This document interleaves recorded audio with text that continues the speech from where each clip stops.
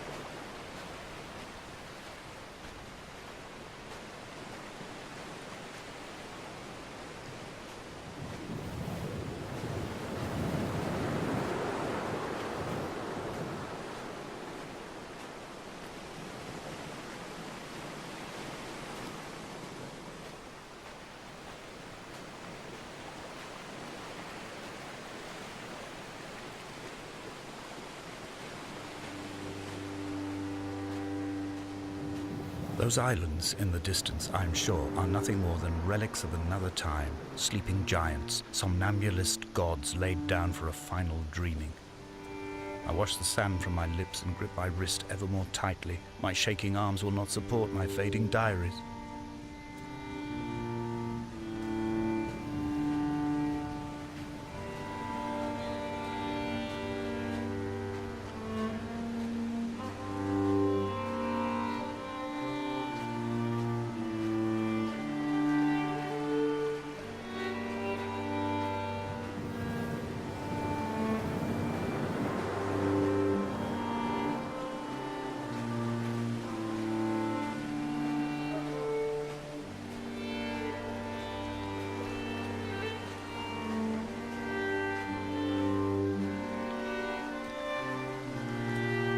Dear Esther, I found myself to be as featureless as this ocean, as shallow and unoccupied as this bay, a listless wreck without identification.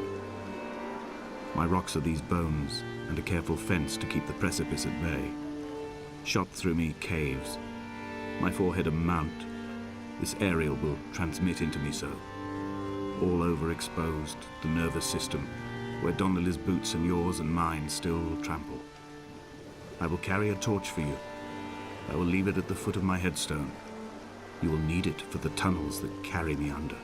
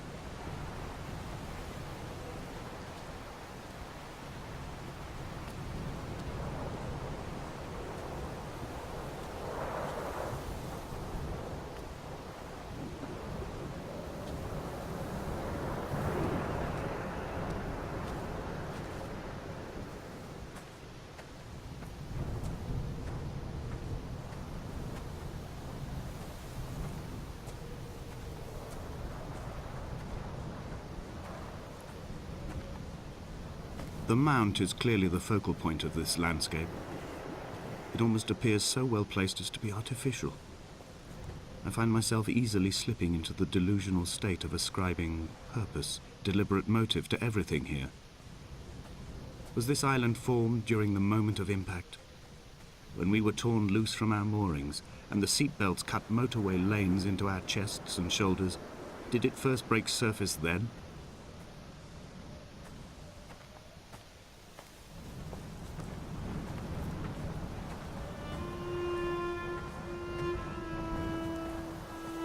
When someone had died or was dying, or was so ill they gave up what little hope they could sacrifice, they cut parallel lines into the cliff, exposing the white chalk beneath. You could see them from the mainland or the fishing boats, and know to send aid or impose a cordon of protection, and wait a generation until whatever pestilence stalked the cliff paths died along with its hosts. My lines are just for this: to keep any would-be rescuers at bay. The infection is not simply of the flesh.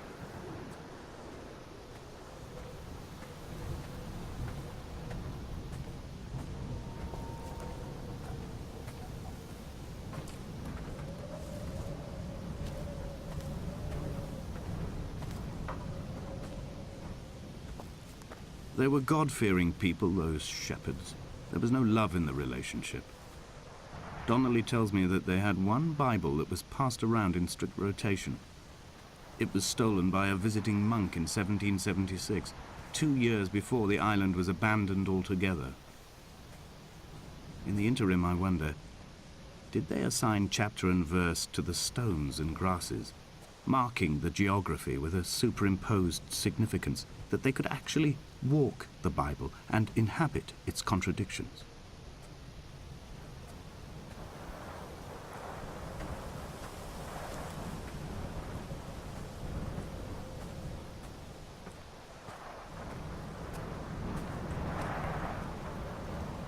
Dear Esther, I met Paul. I made my own little pilgrimage. My Damascus, a small semi-detached on the outskirts of Wolverhampton. We drank coffee in his kitchen and tried to connect to one another. Although he knew I hadn't come in search of an apology, reason or retribution, he still spiraled in panic, thrown high and lucid by his own dented bonnet. Responsibility had made him old. Like us, he'd already passed beyond any conceivable boundary of life. I threw my arms wide and the cliff opened out before me, making this rough home. I transferred my belongings from the bothy on the mount and tried to live here instead. It was cold at night and the sea lapped at the entrance at high tide. To climb the peak, I must first venture even deeper into the veins of the island, where the signals are blocked altogether. Only then will I understand them, when I stand on the summit and they flow into me, uncorrupted.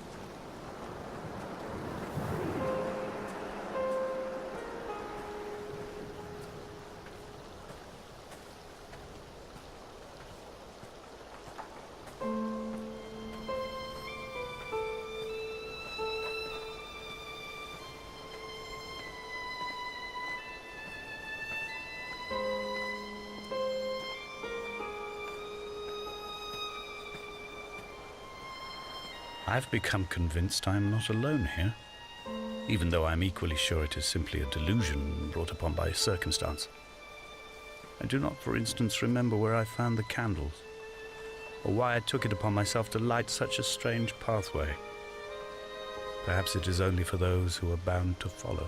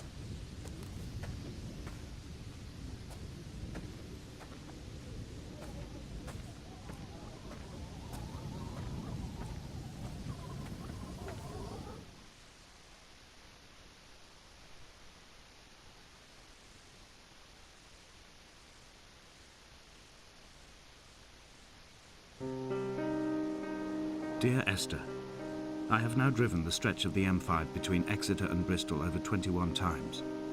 But although I have all the reports and all the witnesses, and have cross-referenced them within a millimetre using my ordnance survey maps, I simply cannot find the location. You'd think there would be marks to serve as some evidence. It's somewhere between the turn-off for Sanford and the welcome brake services. But although I can always see it in my rear-view mirror, I have as yet been unable to pull ashore.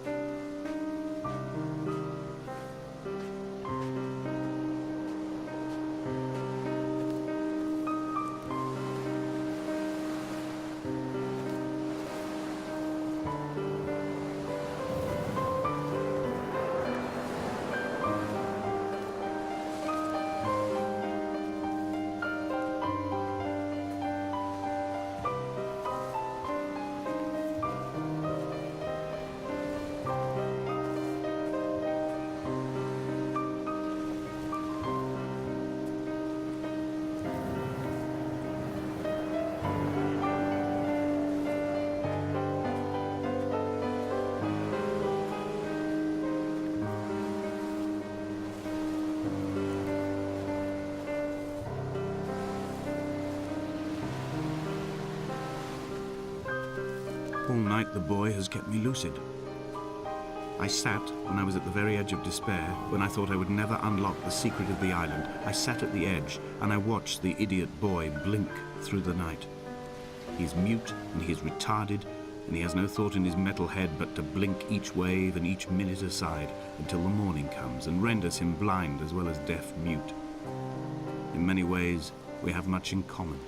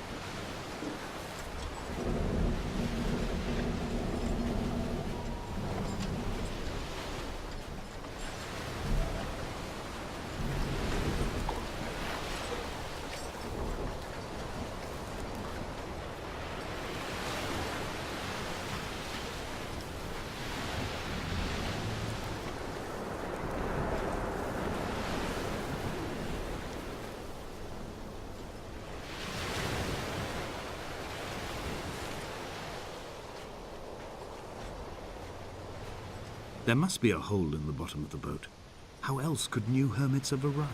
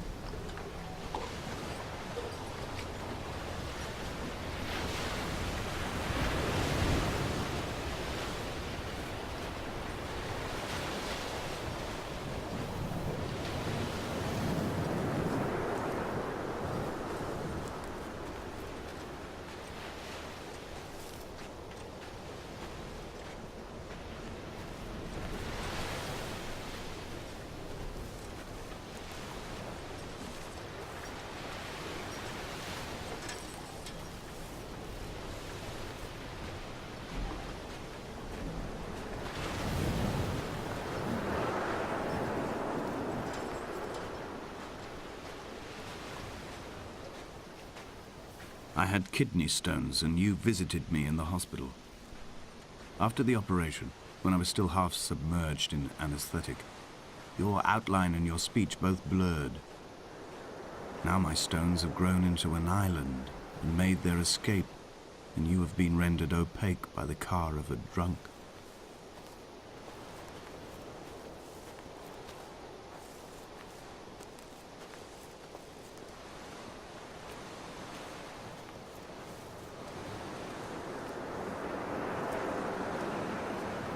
What charnel house lies at the foot of this abyss? How many dead shepherds could fill this hole?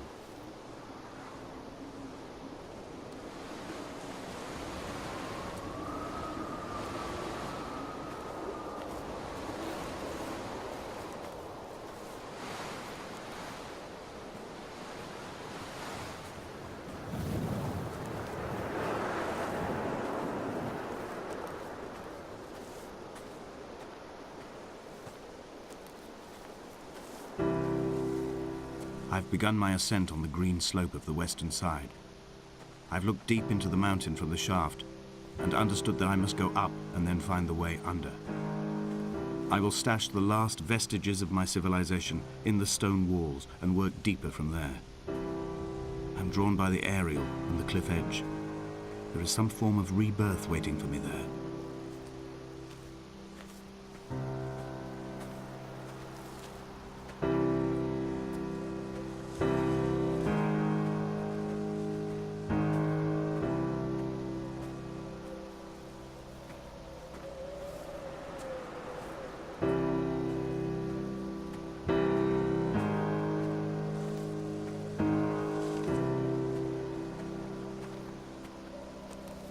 The bothy was constructed originally in the early 1700s. By then, shepherding had formalized into a career. The first habitual shepherd was a man called Jakobsen, from a lineage of migratory Scandinavians. He was not considered a man of breeding by the mainlanders. He came here every summer whilst building the bothy, hoping eventually that becoming a man of property would secure him a wife and a lineage. Donnelly records that it did not work. He caught some disease from his malcontented goats and died 2 years after completing it. There was no one to carve white lines into the cliff for him either.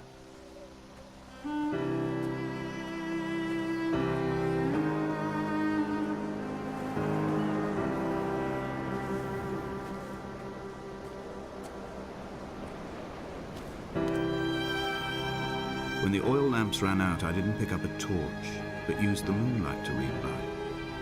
When I've pulled the last shreds of sense from it, I will throw Donnelly's book from the cliffs and perhaps myself with it. Maybe it will wash back up through the caves and erupt from the spring when the rain comes, making its return to the hermit's cave. Perhaps it will be back on the table when I wake. I think I may have thrown it into the sea several times before.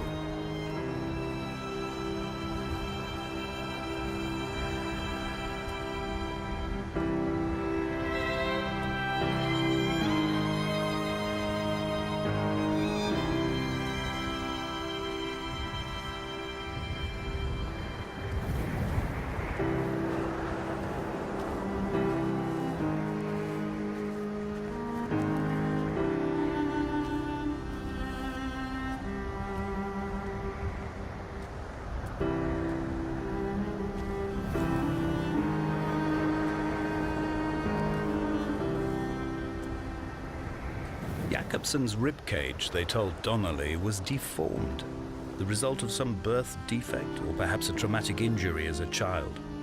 Brittle and overblown it was, and desperately light. Perhaps it was this that finally did for him, unable to contain the shattering of his heart. In half-light, his skeleton a discarded prop, a false and calcified seabird.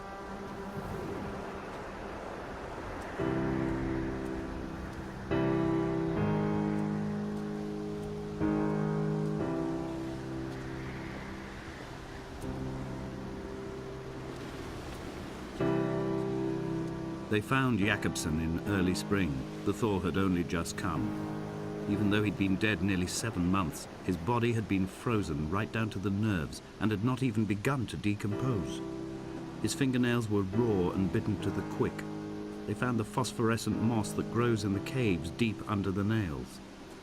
Whatever he'd been doing under the island when his strength began to fail is lost. He'd struggled halfway up the cliff again, perhaps in a delirium, perhaps trying to reach the Bothy's fire before curling into a stone and expiring.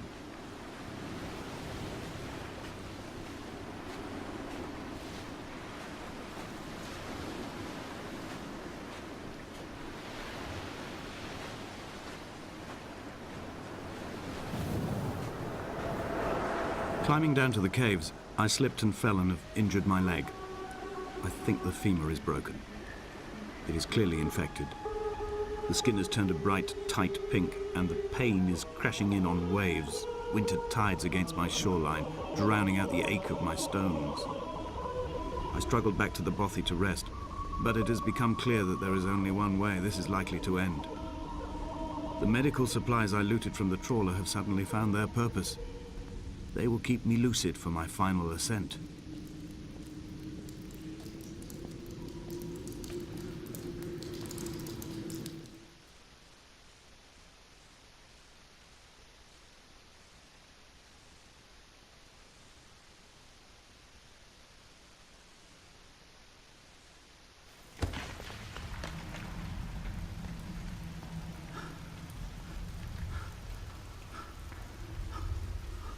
Did Jakobsen crawl this far? Can I identify the scratches his nails ruined into the rocks? Am I following him cell for cell, inch for inch? Why did he turn back on himself and not carry through to the ascent?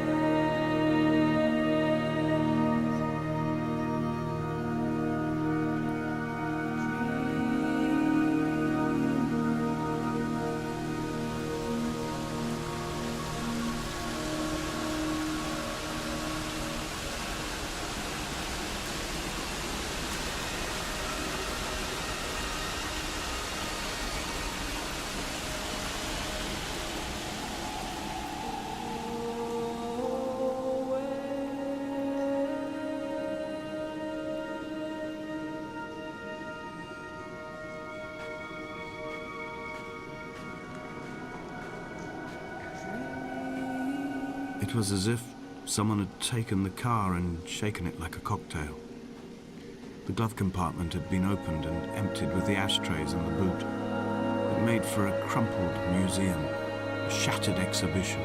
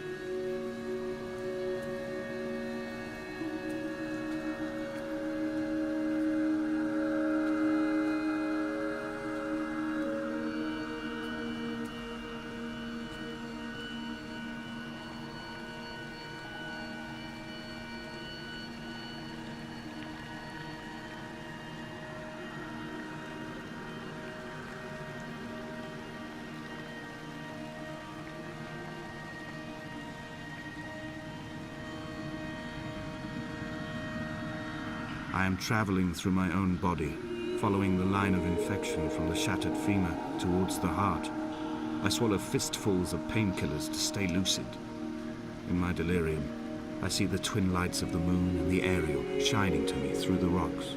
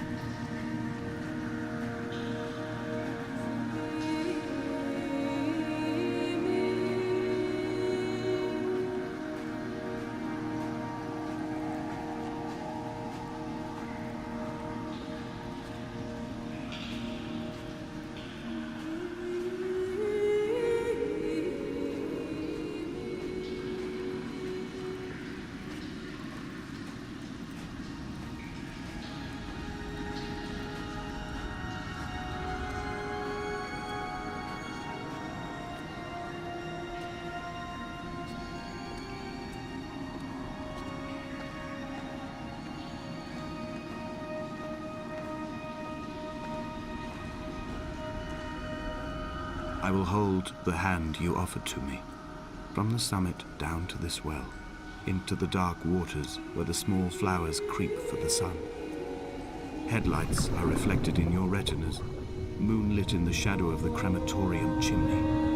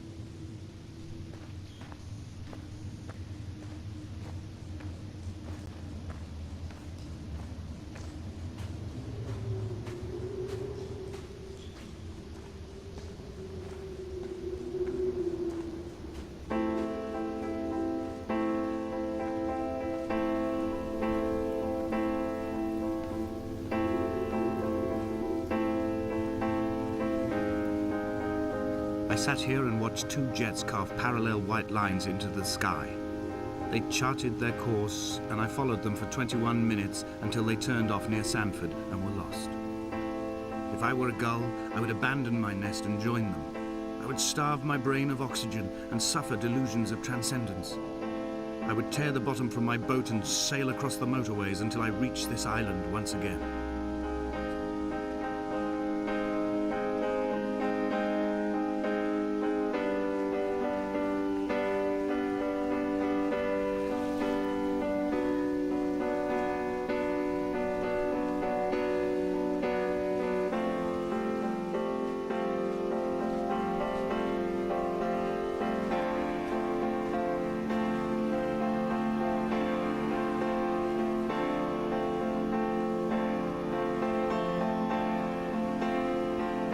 We shall begin to assemble our own version of the North Shore.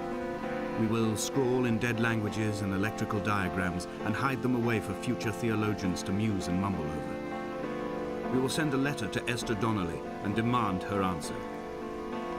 We will mix the paint with ashes and tarmac and the glow from our infections. We will paint a moon over the Sanford Junction and blue lights falling like stars along the hard shoulder.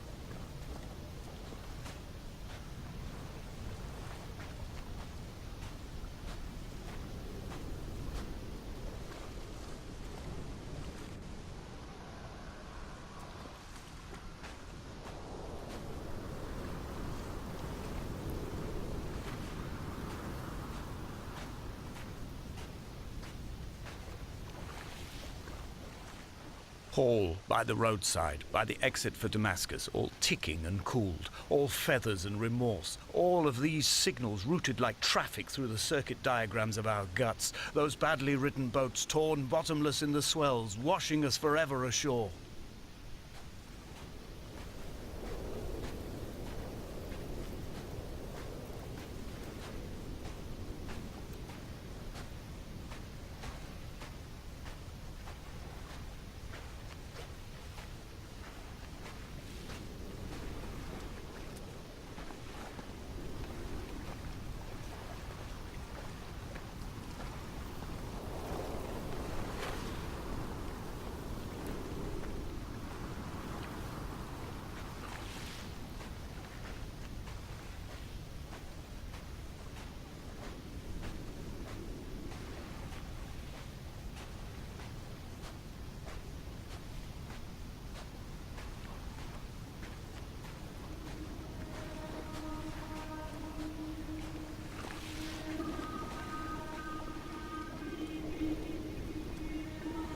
From here, I can see my armada.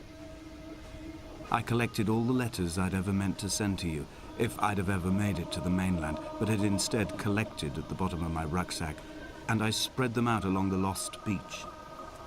Then I took each and every one, and I folded them into boats. I folded you into the creases, and then, as the sun was setting, I set the fleet to sail. Shattered into 21 pieces, I consigned you to the Atlantic, and I sat here until I'd watched all of you sink.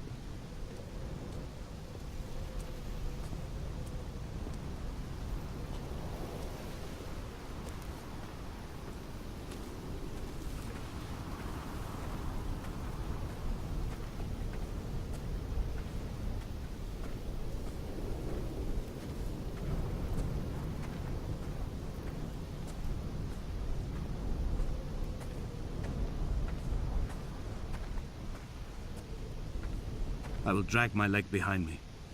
I will drag it like a crumpled hatchback, tires blown and sparking across the dimming lights of my vision. I'm running out of painkillers and am following the flicker of the moon home. When Paul keeled over dead on the road to Damascus, they restarted his heart with the jump leads from a crumpled hatchback. It took 21 attempts to convince it to wake up.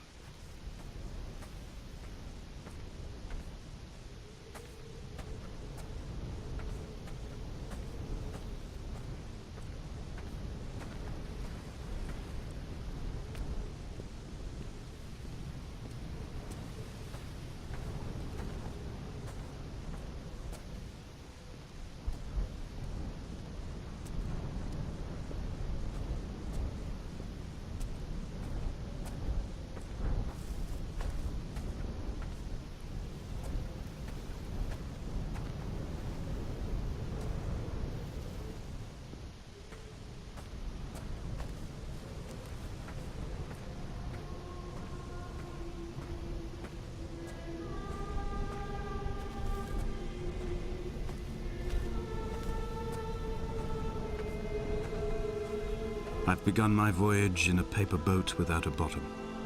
I will fly to the moon in it.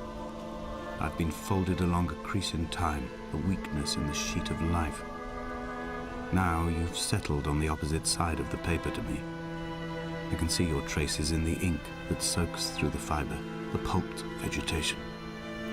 When we become waterlogged and the cage disintegrates, we will intermingle. When this paper aeroplane leaves the cliff edge and carves parallel vapor trails in the dark, we will come together.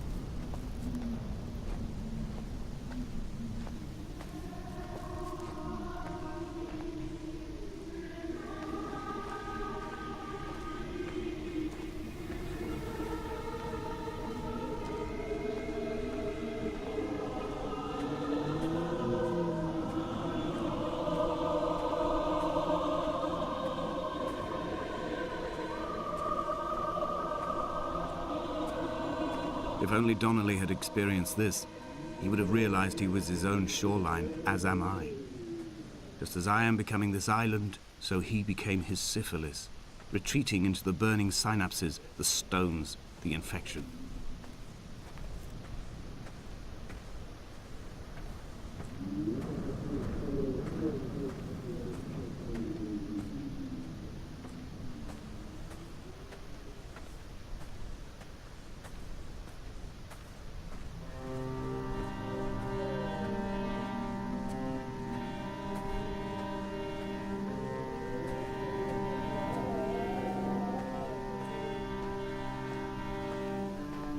The stones in my stomach will weigh me down and ensure my descent is true and straight. I will break through the fog of these godforsaken pills and achieve clarity. All my functions are clogged, all my veins are choked. If my leg doesn't rot off before I reach the summit, it will be a miracle. There are 21 connections in the circuit diagram of the anti-lock brakes. There are 21 species of gull inhabiting these islands. It is 21 miles between the Sanford Junction and the turn-off for home. All these things cannot, will not be a coincidence.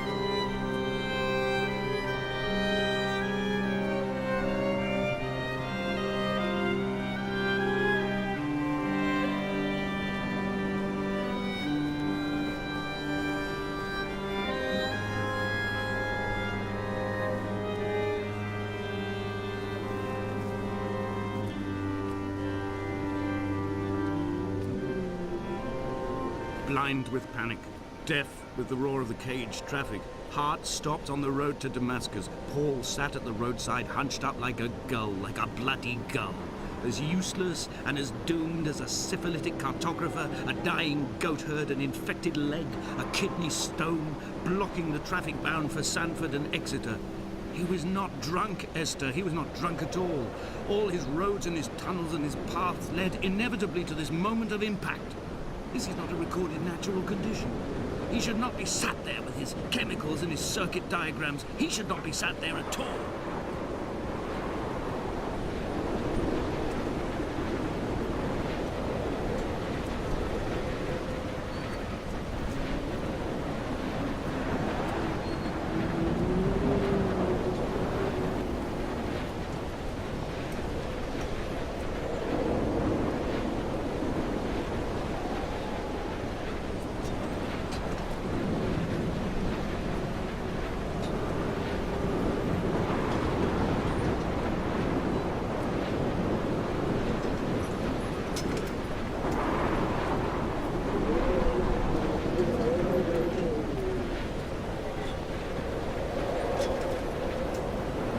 I am the Ariel.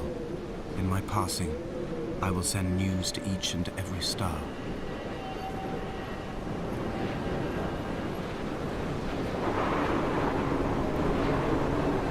Dear Esther, I have burnt my belongings, my books, this death certificate. Mine will be written all across this island. Who was Jacobson? Who remembers him? Donnelly has written of him, but who was Donnelly? Who remembers him? I have painted, carved, hewn, scored into this space all that I could draw from him. There will be another to these shores to remember me. I will rise from the ocean like an island without bottom, come together like a stone, become an Ariel, a beacon, that they will not forget you. We have always been drawn here. One day the gulls will return and nest in our bones and our history. I will look to my left and see Esther Donnelly flying beside me. I will look to my right and see Paul Jacobsen flying beside me. They will leave white lines carved into the air to reach the mainland, where help will be sent.